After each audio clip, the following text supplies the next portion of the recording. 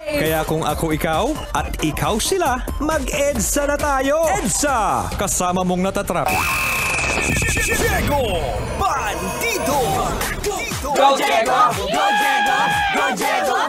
EDSA! Itaas ang kamot sa mga angkol. Itaas ang kamot sa mga angkol. Bunalikol! Bunalikol! Bunalkol! Bunalkol!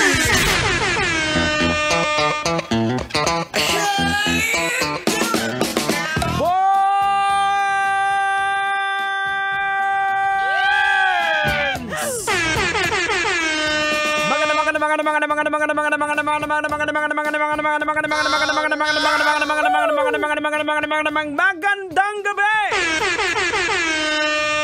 Bayan!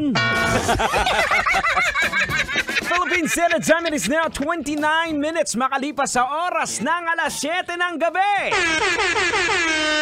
Oy, maraming salamat pala sa mga nakatutok at nakikinig sa atin. Maraming salamat. Sana po ay nag-i-enjoy kayo sa mga tugtugan natin.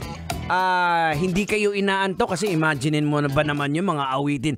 Love hurts. Love you. Yung mga ganong tugtugan. Oy, nakatutok pala sa atin. Maraming salamat sa mga taga-Imos, Cavite. Lalong-lalo na, syempre, ang idol ko, ala na pang iba. Bigote pa lang, ulam na. Kay Konsihal Toti Rupeta. Ayan, nakatutok sa atin ngayon.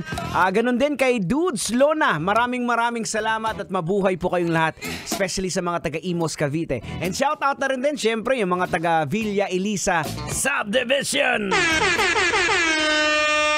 Eto na, pag-usapan na natin to.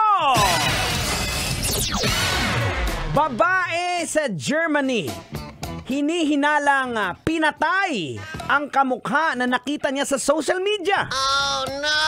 Para daw palabasin na siya ang bangkay. Ayon sa mga investigador, mga kabisyo, naniniwala daw sila itong babaeng suspect ay gusto niyang i-fake yung kanyang pagkamatay dahil sa family problems. Oh no! Grabe naman to. Lumilitaw daw sa investigasyon na talagang ilang babae pa nakamukha ng suspect sa social media ang tinangkang alokin ng mga suspect na makipagkita sa kanila at nag-alok ng kung ano-ano. Ay nako, Diego! Delikado ka pala dyan! Baka mangyari yan sa'yo! Paano mo naman nasabi yan, Tang? Ay, dami mo kasing kamukhang kalbo! Bira ka naman, Tango! Bakit ano man tawag sa kamin, Tang? Ang tawag sa inyo, Mangboy Multiverse! Kaya na nga! Logika na natin to!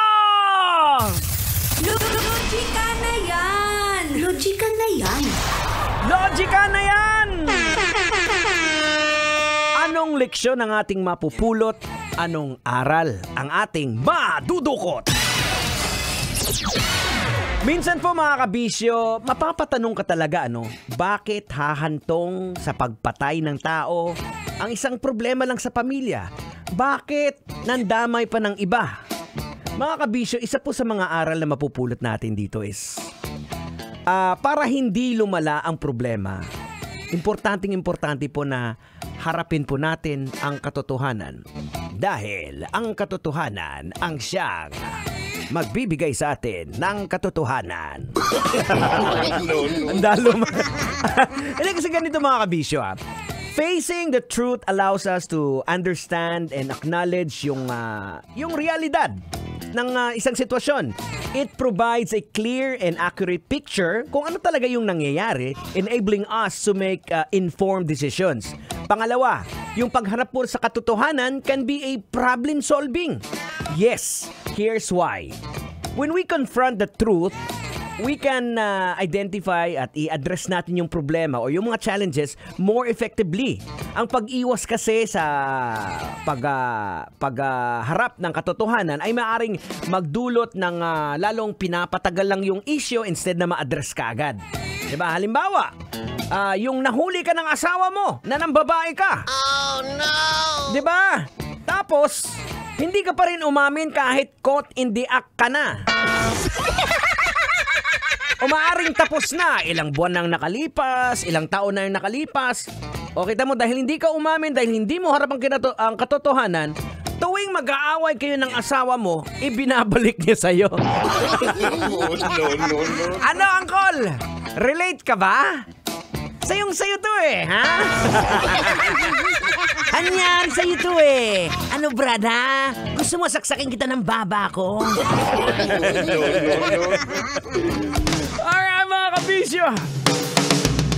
We got 34 minutes after 7 o'clock in the evening. Keeping you company straight up until 9. This is Metro Manila's numero 1, 90.7 Love Radio. Sasakyan sigaw.